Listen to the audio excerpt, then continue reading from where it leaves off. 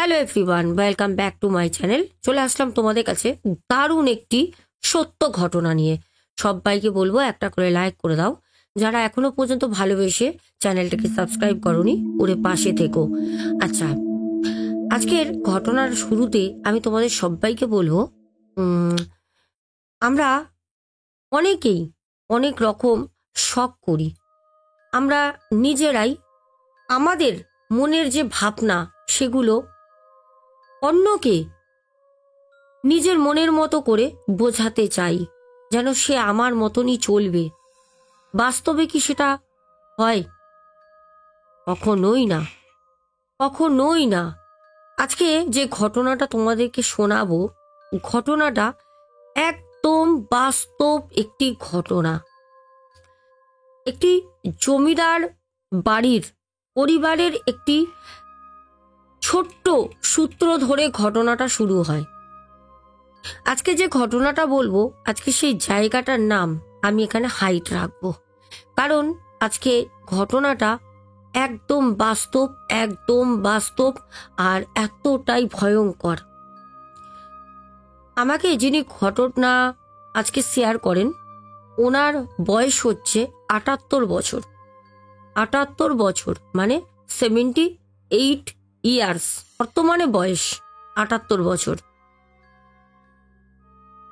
আমি ওনাকে একটাই কথা বলবো, উনি যে ঘটনাটা বলেছেন না, ঘটনাটা জাস্ট শুনতে শুনতে গায়ে না মানে কাটা দিয়ে দিয়ে উঠবে।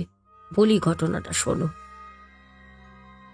দিদি ভাইয়ের নাম আমি এখানে কাল্পনিক দিচ্ছি। আমাকে বলে সোনা, তো আমার নাতনির বয়সী। আমাদেরকে আজকে যিনি ঘটনাটা পাঠান, ওনাকে আমি বাসন্তী আন্টি বলি। ওনার নাম একটা কাল্পনিক দিলাম, বাসন্তী। বাসন্তী আন্টি। আন্টি বলেন, সোনা, তোমাকে যে এই ঘটনাটা আজকে বলছি, এই ঘটনাটা আমার নিজের পরিবারে ঘটে যাওয়া। আমার যখন বিয়ে হয়, আজ থেকে প্রায় ৫৬ বছর আগে, তখন আমার বিয়ে হয়। বিয়ে হওয়ার পর আমার স্বামী একটি খুব ভালো গভর্নমেন্ট সার্ভিস চাকরি করতেন। ওই সময় ওই পদে চাকরি করা মানে বিশাল যোগ্যতা আর অনেকটা সম্মানের ব্যাপার। টাকা তো আছেই। আজ থেকে ৫৬ বছর আগে ওনার হাজবেন্ড মানে আঙ্কেল ১ লাখ টাকার উপরে স্যালারি পেতেন। মানে বুঝে নাও, আজ থেকে ৫৬ বছর আগে ১ লাখ টাকার উপর স্যালারি পাওয়া মানে ওনার কাজের যোগ্যতা কি ছিল, ওনার শিক্ষাগতা কি ছিল। উনি বলেন, আমাদের একটি কন্যা সন্তান হয়।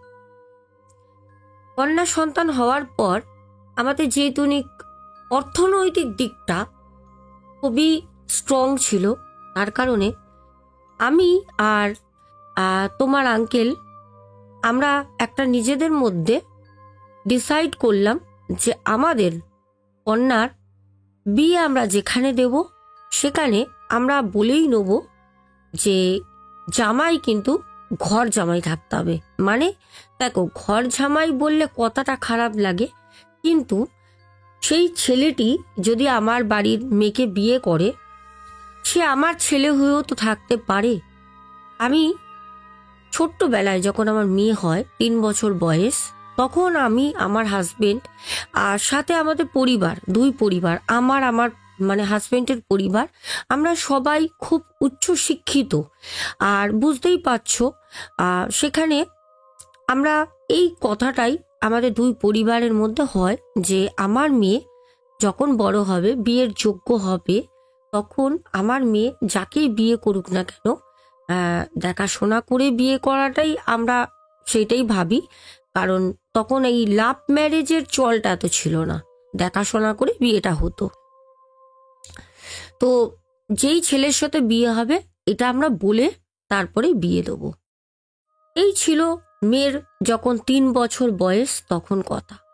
তারপর মেয়ে আস্তে আস্তে আস্তে আস্তে বড় হচ্ছে, বালিকা বালিকা থেকে আস্তে আস্তে মেয়ে, কুমারী, আস্তে আস্তে একটা বয়সে যখন বিয়ের পৌঁছলো, তখন আমার মেয়ে একদিন আমার মেয়ে বলল, মা, আমি একটি ছেলেকে পছন্দ করি কলেজে। তো আমি তখন বললাম যে আচ্ছা, খুব ভালো কথা।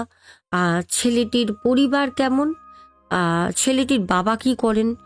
তখন আমার মেয়ে আমাকে বলল, মা, ওরা ভালো পরিবার মা, আর আমাদের মতো এতটাও ওরা রিচ না, মানে ধনী না, কিন্তু আমার কোনো আপত্তি নেই, তোমরা একবার দেখতে পারো। তা আমরা প্রথম মেয়ের কথা শুনে একটু তো অবাক হই, কারণ আমরা আশা করেছিলাম যে হয়তো আমাদের মতে দেখাশোনা করেই বিয়েটা হবে, ভালো কথা। কিন্তু মেয়ে যেখানে পছন্দ করেছে এটা আমরা আশা করিনি। আমরা মেয়ের কথা কিন্তু ফেলিনি, আমরা নিজেরা ছেলের বাড়ি যাই মধ্য কলকাতায়।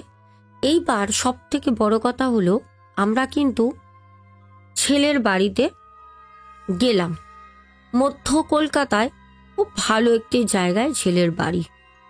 ওখানে যখন যাই তখন ছেলের পরিবার আমাদের সাথে খুব ভালোভাবে কথা বলে। আমরা কিন্তু তারপর বিয়েটা দিয়ে দিই।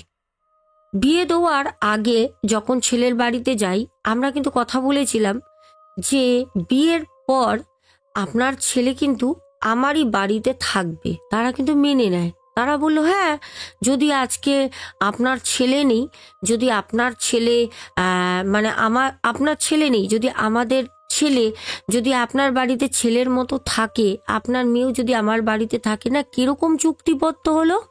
আমার মেয়ে যখন তার শ্বশুর বাড়িতে থাকবে তখন জামাই আমাদের বাড়িতে থাকবে, আর যখন মেয়ে শ্বশুর বাড়িতে চলে আসবে তখনও জামাই থাকবে। মানে জামাইকে আমরা সব সময় পাচ্ছি, মেয়ে কিন্তু একা কখনো যাবে।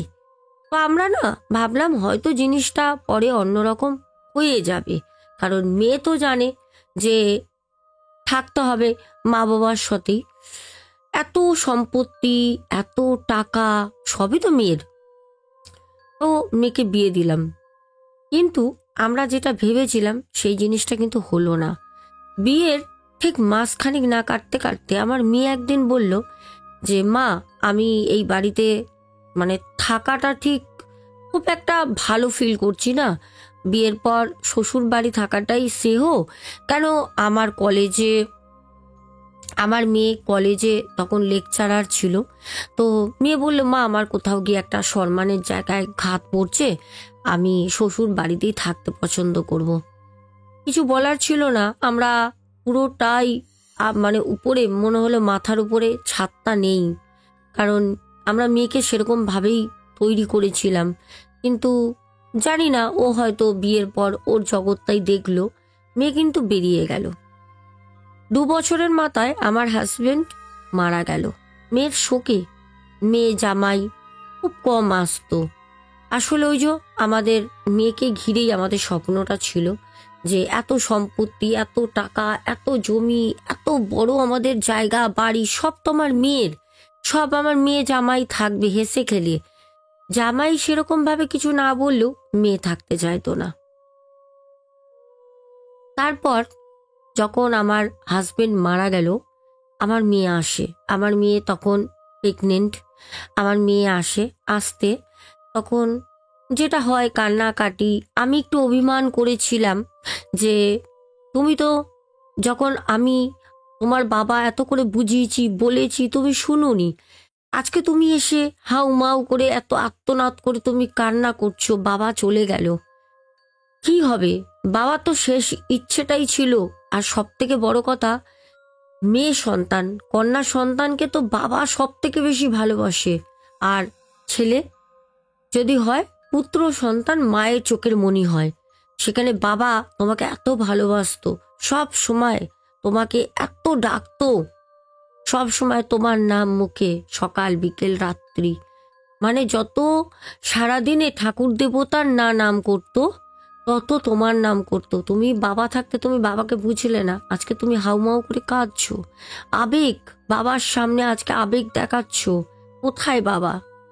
তখন আমার মেয়ে বলল যে ঠিক আছে, আমার বাচ্চাটা যদি হয়ে যায় তাহলে আমি তো এখন শ্বশুর বাড়ি থেকে আসতে দেবে না, আমার বাচ্চাটা হয়ে যাওয়ার পর মা আমি এখানেই তোমার জামাইকে নিয়ে চলে আসবো, কারণ তোমাকে কে দেখাশোনা করবে, এতদিন না বাবা তুমি ছিলে, এখন তো দরকার। আমি বললাম থাক, আসতে হবে না, কারণ আমারও একটা অভিমান যে মানুষটা মেয়ে মেয়ে করে চলে গেল, মেয়ে তখন একবারও ঘুরে দেখলো না। আজ মেয়ে বাবা না থাকতে যখন দরকার ছিল থাকেনি, আজকে মেয়ে আমার সাথে থাকবে, কি দরকার। যাই হোক, অভিমান বেশি দিন করে থাকতে পারলাম না। আমার নাতনি হলো, নাতনি নিয়ে মানে আমার লক্ষ্মী ঘরের, আমার মেয়ে জামাই চলে আসলো, সবে ভুলে গেলাম, রাগ ক্ষোভ অভিমান আর কিছুই মনে নেই। আস্তে শুরু হলো আমার বাড়িতে অলৌকিক না ভৌতিক সেটা তোমরা বলবে, নানা রকম অদ্ভুত কাণ্ডকলাপ।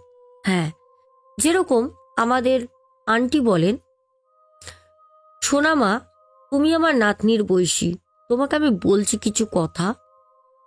আমার মেয়ে যখন চলে আসে জামাইকে নিয়ে, নাতনি আমার তখন 6 মাসের, 6 মাস 6.5 মাসের।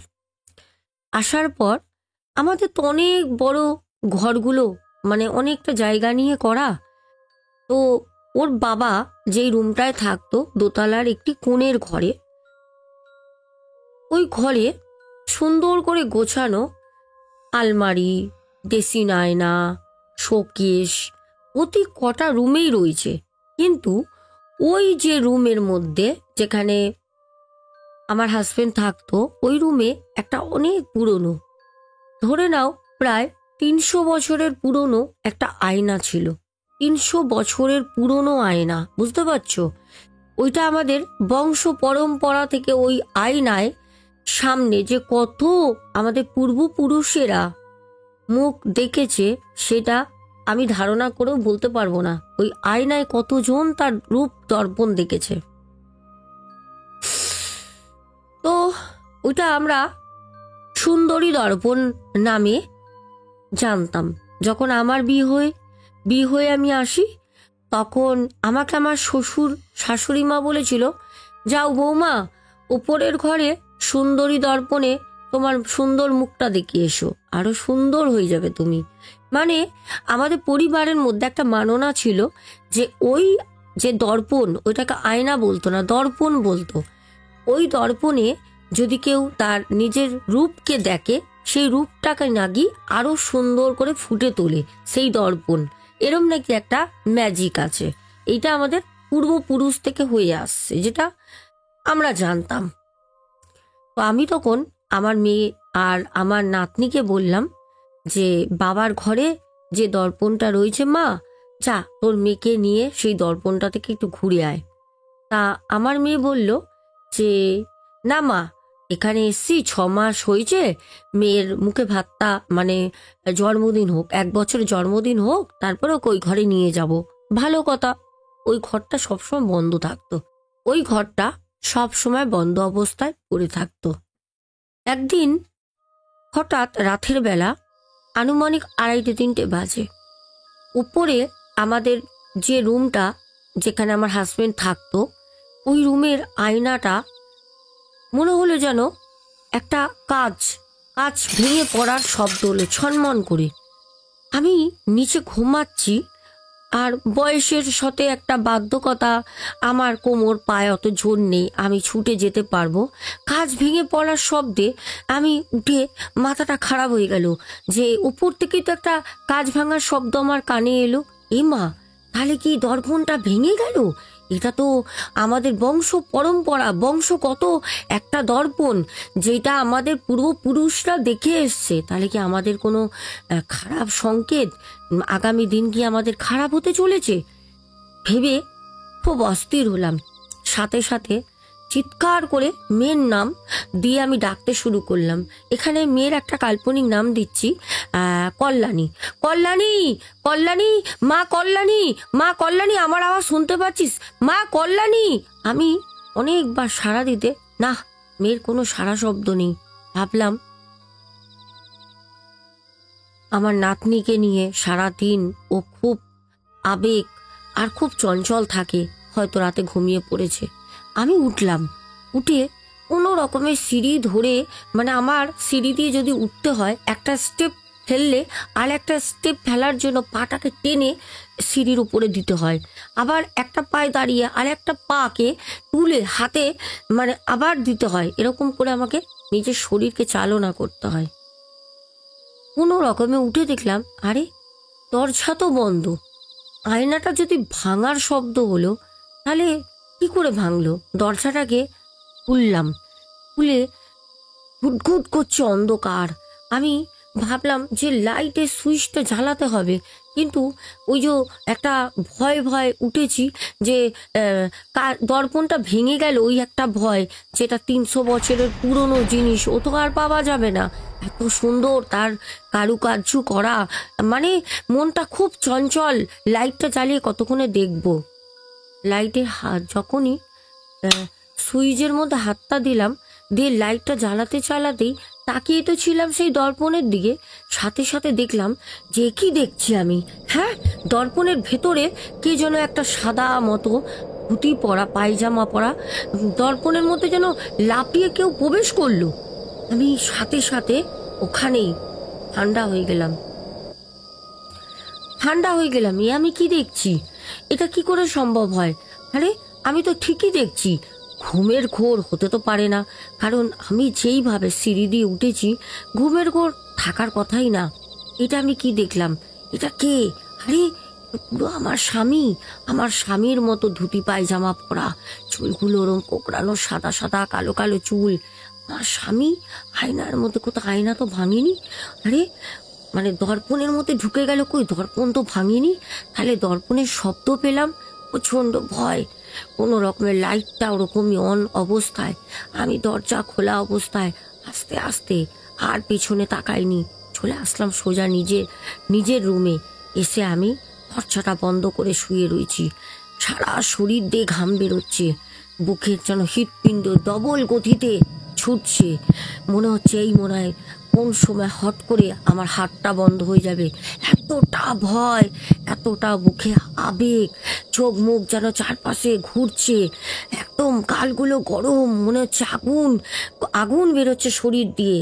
তো আমি ঘেমে গেছি, প্রচন্ড ভয় লাগছে। হঠাৎ গেটের মধ্যে কেউ এসে টোকা দিল। আমি কে কে হ্যাঁ কে? এত রাতে কে? আমাকে গেটের ওপার থেকে বলল, ও মা, আমি কল্যাণী মা, আমাকে ডাকছিলে তুমি? আমি বললাম আমি তো কল্যাণীকে অনেক আগে ডেকেছি। আমি বললাম হ্যাঁ মা, সকালে কথা বলবো, তুই শুয়ে পড় মা। আমার কোনো মতে শরীরে জোর নেই, সাহস নেই যে আমি কি দরজাটা খুলবো। কল্যাণী বলল, ঠিক আছে মা, তুমি কি কোনো স্বপ্ন দেখছিলে? আমি বললাম, মা তুই শুয়ে পড় মা, আমি সকালেই সবটা তোকে বলবো। কল্যাণী চলে গেল। আমি চুপ করে শুয়ে আছি। কোনো রকমে রাতটা কাটালাম চাকনা অবস্থায়, চোখের পাতা এক করতে পারিনি। আমি কি শব্দ শুনলাম? হ্যাঁ, দর্পণটা ভেঙে পড়ার, আর নিস্তব্ধ জায়গায় রাতের বেলা 2:30-3টের সময় এত বড় একটা 300 বছরের দর্পণ যেরমভাবে ভেঙে পড়ে গেলে একটা শব্দ হয় কাছের, ওই শব্দ শুনেই তো আমি গেলাম। ওই দর্পণ তো ভাঙিনি, কিন্তু দর্পণের ভিতরে কেউ এরমভাবে প্রবেশ করতে পারে কি করে? তারপর হঠাৎ মেয়েটার 2 দিন পর পায়ে মোচড় লাগলো।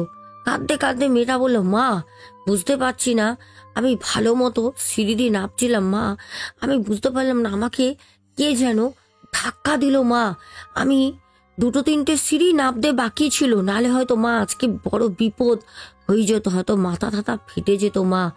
আমি বললাম না না, হয়তো তোর নাবার ভুল কারণবশত হয়েছে, তুই তো আবার কলেজে যাবি। ওই যে বললাম আমার মেয়ে কলেজের লেকচারার। মেয়ে বলল, হ্যাঁ মা হতে পারে, অনেক তাড়াহুড়ো করছিলাম, স্লিপ করে গেছে পাটা। যাকগে। তারপর রাতের বেলা জামাই বলছে, মা মা হ্যাঁ একটা কথা বলবো। আমি বললাম হ্যাঁ বলো। বলছে, মা আমার মনে হলো আমাদের পেছন দিকে যে বাগানটা আছে না মা, ওখানে আমি কাউকে দেখলাম, সাদা রঙের ধুতি আর এরকম পায়জামা পরে রয়েছে মা, পায়জামা আর মানে ধুতি আর কি, ধুতি আর ফতুয়া পরে আছে। আমি তখন বললাম, না না, আমাদের পেছনে ওইদিকে কে ঢুকবে, তুমি কাকে দেখবে? না না, হয়তো তোমার চোখের ভুল। জামাই বলল, মা আপনি বিশ্বাস করেন চোখের ভুল না, উনি না কোমরে হাত দিয়ে আমাকে দেখছিলেন।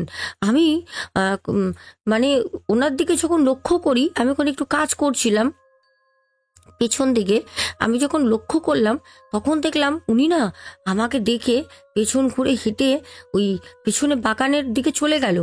আমি তখন বললাম, তাই নাকি? আমি ওদেরকে সান্ত্বনা দিচ্ছি, ওদেরকে বোঝাচ্ছি আসলে ব্যাপারটা কিছু না, কিন্তু তার আগে তো আমি অনেক কিছু দেখে বসে আছি, সেটা তো আমি ওদের বোঝাতে পারছি না যে তোমাদের আগেই আমি দেখেছি রাত 2:30-3টের সময় যেই ঘরে তোমার বাবা থাকতো। তাহলে কি তাহলে কি ওটা আমার স্বামী? সেই যে কথা, আমার মাথায় একটা আবেগ বসলো। আস্তে আস্তে আমি পাগলের মতো হতে শুরু করলাম। আমার মেয়ে 2 দিন পরে পরে এসে বলতো, মা আমাকে না মা কে ধাক্কা মেরেছে মা, সিঁড়ি দিয়ে। আজকেও মা, আজকে আমি তাড়াহুড়ো করিনি মা, আজকে তো সন্ধেবেলা হলো মা, আমার তো সন্ধেবেলা কোনো তাড়া থাকে না, আমি তো কলেজ থেকে চলে আসি মা। প্রায়শই বলতো যে, মা দেখো না আমি শুয়েছিলাম মা, আমাকে কে চড় মারলো মা, তোমাদের জামাই তো বাড়িতে নেই মা, তুমি তো এখানে মা, আমাকে কে চড় মেরেছে। আমি বলতাম, না না এগুলো তোদের মনের ভুল, জামাইও এরকম বলছে। হ্যাঁ, জামাইকে বাথরুমের মধ্যে লক করে দিত, জামাই মেয়ে নেই, জামাই উলবাতের মতো চিৎকার করছে, উফ আমার অসহ্য পায়ে ব্যথা। আমি নিয়ে কোনো রকমে দেয়াল ধরে গিয়ে দরজাটা খুলতাম, কে লক করেছে? বলতো, মা এগুলো কি হচ্ছে? হ্যাঁ, আপনার মেয়ে নেই, এগুলো কে করছে? আর কাজের বউরা মানে অশান্তি শুরু হয়ে গেল, কাজের বউ একে একে ঘর ছাড়তে শুরু করলো। ওরা ভাবতো যে ওদেরকে বলছে, আরে কাজের বউদের কি কাজ, এগুলো কোনো দায়িত্ব? ওরা কেন করবে? ওরা টাকার জন্য গরিব মানুষ কাজ করতে এসছে। এই কথা আমি বলতে পারতাম না, বললেই জামাই রেগে যেত। জামাই মেয়েকে বলছে চিৎকার করে, আস্তে আস্তে আমাদের পরিবার, আমাদের রেপুটেশন, আমাদের সব কিছু যেন মাটিতে ধুলোয় মিশে যেতে শুরু করলো। একদিন রাতের বেলা জামাই বলছে, আমি থাকবো না এখানে, কল্যাণী তুমি যদি যেতে চাও চলো, নালে তুমি আমার মেয়েকে দাও, আমার মেয়েকে নিয়ে আমি চলে যাব, আমি থাকবো না তোমাদের বাড়িতে। কোনো কোনো রকম আত্মার বাস, এখানে ভূত আছে, আত্মা আছে, আমি বুঝতে পারি, আমি কাকে দেখি, হ্যাঁ কে ওটা? তখন আমি বললাম যে না, জিনিসটা অনেক বাড়াবাড়ি হচ্ছে। আমাদের আন্টি বলে, সোনা মা, আমি তখন তোমার খবর তো পাইনি, আমি বেনারস গেলাম, মেয়ে জামাই সাথে ছিল। আমার তখন নাতনির প্রায় 1.5 বছর বয়স, ওর বেনারসে একটা মানে মানত করা ছিল। ওখানে গেলাম, যেতে একজন ওই গঙ্গার পার থেকে একজন বলতে পারো সন্ন্যাসী সাধু বাবার সাথে যোগাযোগ হলো। আমি, আমার মেয়ে, আমার জামাই, আমার নাতনি, আমরা গঙ্গার পাড়ে সন্ধ্যা আরতি দেখছিলাম। দেখার পর আমরা বসে আছি। হরিদ্বারে যেরকম আরতি হয় সেরকম হয় না, কিন্তু বেনারসেও হয়, আমরা সেগুলো দেখছিলাম। অনেকে প্রদীপ ভাসাচ্ছে। হঠাৎ করে এক সাধু সন্ন্যাসী বাবা আসলেন, জটাধারী, তার লম্বা লম্বা চুল, সেই চুল মাটিতে ঠেকছে, রোগা ফর্সা পাতলা, একটা ল্যাঙট, মানে নিম্ন স্থানে একটা ল্যাঙট দোয়া রয়েছে। উনি আসলেন, এসে বলছে, মা রে, মা মুখ তুলে তাকা আমার দিকে মা। আমি বললাম, বাবা আমাকে বলছেন? হ্যাঁ রে মা, কেন এত চিন্তা করছিস? চিনতে পারছিস না তোর ঘরে কে আছে? ওই যে তোর ঘরে যে আছে না, এই যে তোর মেয়ে, এই যে তোর জামাই না? আমি বললাম, হ্যাঁ বাবা। জানিস তো, ওইটা তো তোর স্বামী আছে রে, তুই যাকে দেখিস। এই বেটি, কল্যাণীকে তখন বলছে সেই সাধু বাবা, এই বেটি, তোর বাবাকে চিনতে পারিস না? বাবা তোকে পিটাবে না? কি করবে? বাবা মৃত্যুর আগে পর্যন্ত কল্যাণী আয়, কল্যাণী আয়, কল্যাণী আয় কত ডেকেছে, এসেছিস?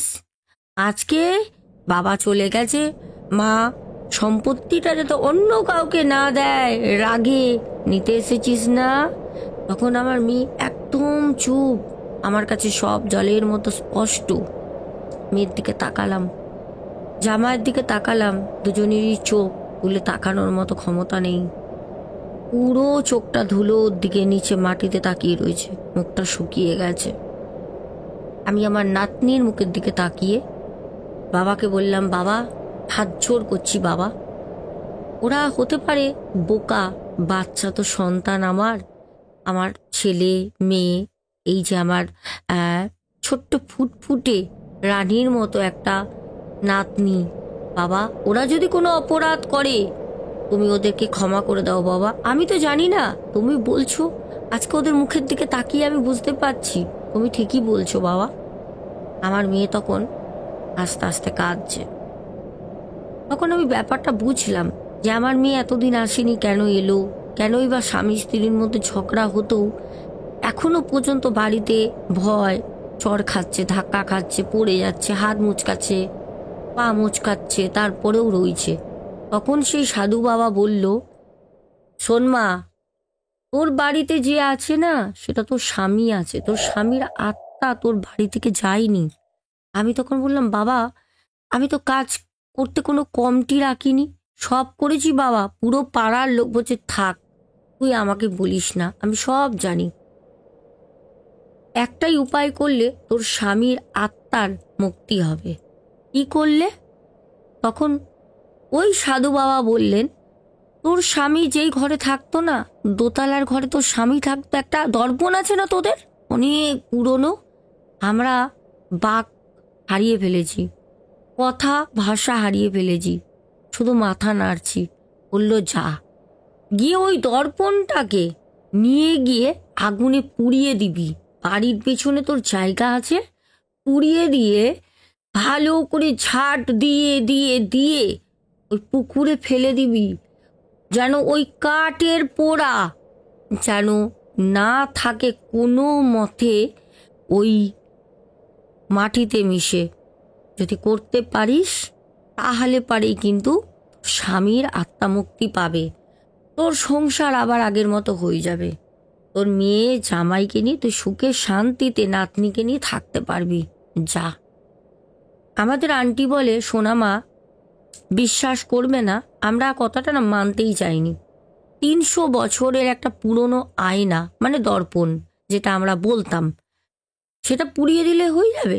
কিন্তু আবার ভাবলাম, যেটা আমি কাউকে কোনোদিন বলিনি, সবাই ওরা ভয় পাবে যাতে আমায় ছেড়ে না চলে যায়, মেয়ে জামাই যাতে আমায় ছেড়ে না চলে যায়। আমি তো বলিনি যে প্রথম আমিই দেখেছিলাম, আমার স্বামীকে চিনতে পারিনি, সেই যে দর্পণের কাঁচ ভাঙার শব্দে রাতে 2:30-3টের সময় গিয়ে দেখেছিলাম আমার স্বামী সেই দর্পণেই ঢুকে গেছিল।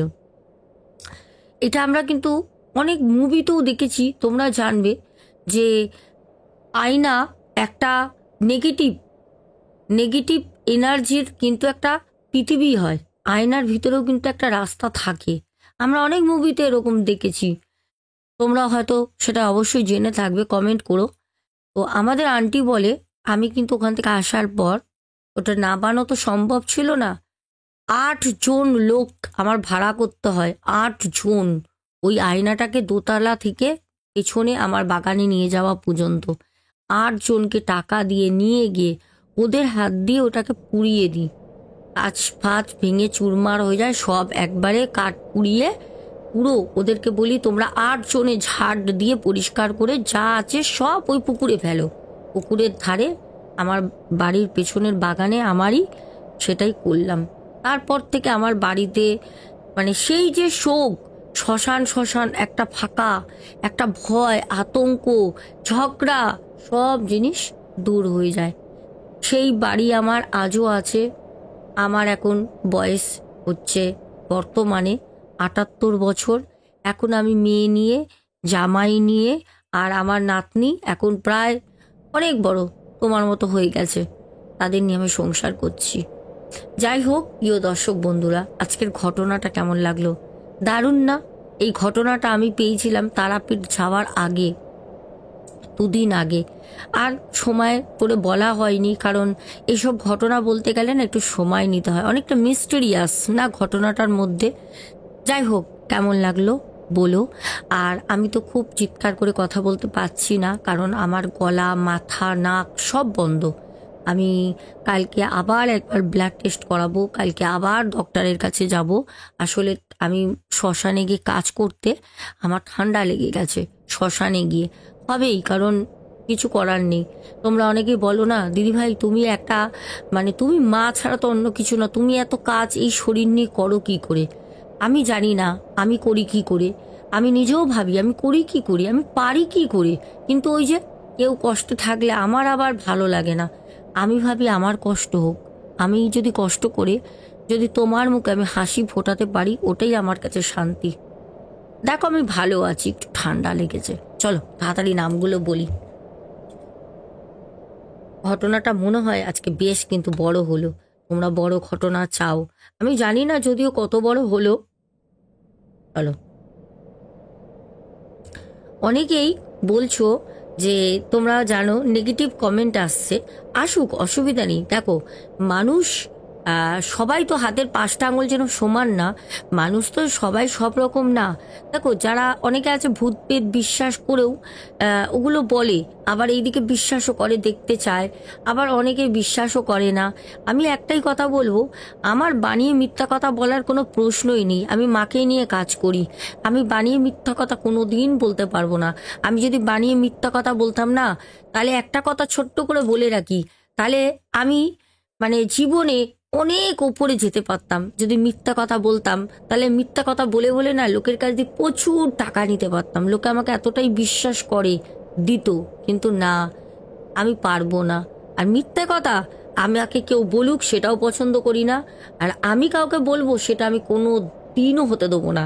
কারণ আমি জীবিত থাকতে আমাকে যদি কেউ শিখিয়েও দেয় না, আমার পরিবারের কেউ, ধরো নিজেদের মধ্যে, জানিস তো ও এসছে, ওকে এই কথা বলবি, ও যেন থাকে বা কিছু, হ্যাঁ ওকে যেতে দিবি না, আমি সেই মিথ্যাটাও বলি না। আমি বলি না, যে থাকার থাকবে, যে যাওয়ার যাবে। আমি বলতে পারবো না। আমি রাত দিন বড় মায়ের নাম নিই, আর সেই মুখে মিথ্যা কথা আমি বলতে পারবো না। যার মনে হবে ঘটনা সত্যি শুনবে, যার মনে হবে না সে শুনো না, কিন্তু নেগেটিভ কমেন্ট করো না। আর যদি করো, করতেও পারো, কারণ এটা ওপেন প্ল্যাটফর্ম, তোমার ওপিনিয়ন তুমি রাখতেই পারো, কোনো তাতে প্রবলেম নেই। কিন্তু আত্মা ছিল, আত্মা আছে, আত্মা আগামীতেও থাকবে। আচ্ছা চলো, এবার তোমাদেরকে তাড়াতাড়ি করে আমি কমেন্টগুলো পড়ি। ফার্স্ট আমাদের কমেন্ট করেছে পাপ্পু দে ভাই, তারপর হোয়াইট কিং বনু, টুকু সাভারবাল, তারপরে শুভঙ্কর ঘোরই, তারপরে কমেন্ট করেছো প্রিয়াঙ্কা। আচ্ছা প্রিয়াঙ্কা কালকে আমাকে বলেছো যে সোনা দিদি ভাই, আমি আর আমার মা তোমার অনেক বড় ফ্যান, অনেক দিন থেকে তোমার গল্প শুনছি, অনেক ভালো লাগে তোমার গল্প শুনতে, বাট কোনোদিনও কমেন্ট করা হয়নি। আজকে ফার্স্ট কমেন্ট করলাম, প্লিজ একটু আমার আর আমার মায়ের নামটা নেবে? অবশ্যই নেব। পিয়া, আর পিয়া হচ্ছে কানরা, আচ্ছা টাইটেল হচ্ছে কানরা, আর মায়ের নাম হচ্ছে পম্পা। বাহ, প্রিয়াঙ্কা আর সরি প্রিয়া আর পম্পা দুটোই পি দিয়েই। আচ্ছা পম্পা কানরা, দেখো আমি নামটা নিয়ে নিয়েছি। তারপরে আমাদের টুকু সাবারবাল আবারও কমেন্ট করেছো, টিনা আচারিয়া, তারপরে কমেন্ট করেছো সুষুমা, আচ্ছা সুষুমা আদিত্যা, হ্যাঁ, তারপরে জল্পনা মজুমদার, মৌরয়, আচ্ছা প্রিয়াঙ্কা নন্দী, আচ্ছা তারপর কমেন্ট করেছো সঞ্জীব দাস, নাম বলুন। আচ্ছা হোটেলের নাম আমি এরকম করে বলতে পারবো না, তার জন্য আমাকে ইনস্টাতে অথবা হোয়াটসঅ্যাপে যোগাযোগ করতে হবে। তারপর কৌশিকী ঘোষ বলেছো তোমার গল্প বলার ধরন অসাধারণ, আচ্ছা ধন্যবাদ, আর সাথে অনেক ভালোবাসাও। আব্দুল হক ভাই কমেন্ট করেছো, তারপর কমেন্ট করেছো নিহা মাইতি, তারপরে আমাদের কমেন্ট করেছো টিনা ঘোষ, তারপরে পায়েল রয়, তারপর কমেন্ট করেছো রূপা দে, তারপর আমাদের ফুলশ্রী চক্রবর্তী দিদি ভাই, আবার হোয়াইট কিং বনু কমেন্ট করেছো, তারপরে কমেন্ট করেছো আশিস কোলে, আচ্ছা মানে অনেকগুলো আমাকে রেড হার্ট দিয়েছো। তারপরে বনানী কর্মকার দিদি ভাই, মাহি রয়, তারপর কমেন্ট করেছো আমাদের পিন্টু ঘোষ, তারপরে মাই সিম্পল ভিলেজ লাইভ অদিতি, আচ্ছা বনু, তারপরে মিন্টু গায়েন কমেন্ট করেছো, তারপর কমেন্ট করেছো সুদীপ্ত ব্যানার্জি, এসকে কালিম দাদা ভাই, সুমনা ভট্টাচার্যা, বনশ্রী দে, তারপরে রাজা কমেন্ট করেছো। তারপর রাজা বলেছো ফোন নাম্বার দেওয়া নাই, কি করে যে ভাই তোমার সাথে যোগাযোগ করব বারাসাত থেকে। আচ্ছা ফোন নাম্বার দেখবে কমেন্ট বক্সে কিন্তু পিন করা থাকে, পিনটা যে করা থাকে না, পিনটা একটু ট্যাপ করবে, দেখবে নিচে নাম্বারটা দেওয়া থাকে। প্যান্থার গেমিং ওয়াইটি, আবার বাবারে হলুদ পরি, আচ্ছা আজকে কি বলবে, আজকে পার্পেল পরি তাই তো। তারপরে কমেন্ট করেছো রাজা, অরূপ ভট্টাচার্যা, তারপরে কমেন্ট করেছো সামিমা সামরোশ, আচ্ছা তারপরে আবারও কমেন্ট করেছো পায়েল মণ্ডল, প্রিয়াঙ্কা দাস, পায়েল মণ্ডল, পায়েল মণ্ডল, সুজাতা দাস, তাপসী, আচ্ছা বর্ষা দত্ত, সিপ্রাদি, তারপর কমেন্ট করেছো স্বপন রাউত, বাবলি মল্লিক, তারপরে কমেন্ট করেছো ব্যারিনিয়া সরকার, অপূর্ব নাম তো, ইউ আর সো বিউটিফুল, আর তোমার নামটাও কিন্তু বিউটিফুল, তুমি মানুষটাও হয়তো খুব সুন্দরই হবে। আচ্ছা তারপরে অমৃতা সরকার, সঙ্গীতা দিদি ভাই, তারপরে করেছো স্নেহা সিংহা, আচ্ছা আচ্ছা তারপরে জয়শ্রী ঘোষ, তারপরে জয়শ্রী ঘোষ বলেছে জয় মা তারা, জয় মা তারা, তারপরে সেওসি, তারপর শম্পা চক্রবর্তী, চৈতালি সরকার, তারপর কমেন্ট করেছো স্বপ্না বিশ্বাস, তোমার এত শরীর খারাপ নিয়ে কি করে এত কাজ করো মা, আমি পারি গো, সবই তো তোমাদের ভালোবাসা। আচ্ছা ভারতী মোবাইল বলেছো কৃষ্ণা সন্ত্রা তা থেকে 5500, মানে বুঝলাম না,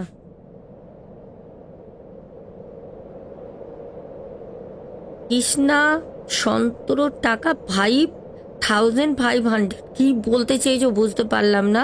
তুমি কি ওইখানে টাকার কথাটা এখানে মেনশন করেছো শর্টসের, বুঝতে পারলাম না, একটু জানিও। তারপরে বং রূপ রূপস রূপাস, আচ্ছা বং রূপাস ব্লগ থেকে কমেন্ট করেছে ঈশ্বরের কাছে কামনা করি দিদি ভাই তোমরা খুব ভালো থেকো, তোমরাও খুব ভালো থেকো, সপরিবারে সবসময় হাসি খুশি বিপদ মুক্ত হয়ে থাকো। সোমা দাস পরিবার থেকে কমেন্ট করেছো চন্দনা গোপে, আমাদের পিয়ালি ভারদ্বাজ বলেছে দিদি তুমি কেমন আছো, আমি ভালো আছি, শুধু একটু ঠান্ডা লেগে আছে। তারপরে সৌমেন মহাপাত্র বলেছে অনেক দিন পর এলাম, সেই তো দেখলাম ভুলেই গেছিলেন আপনি দাদা ভাই। আচ্ছা তারপরে শম্পা মিনি কিচেন পরপর দুটো কমেন্ট করেছো। এখনের মতো আসবো, সবাই খুব ভালো থেকো, দেখা হবে আগামীকাল। চলো এখনের মতো good night, love you all, চলো টাটা।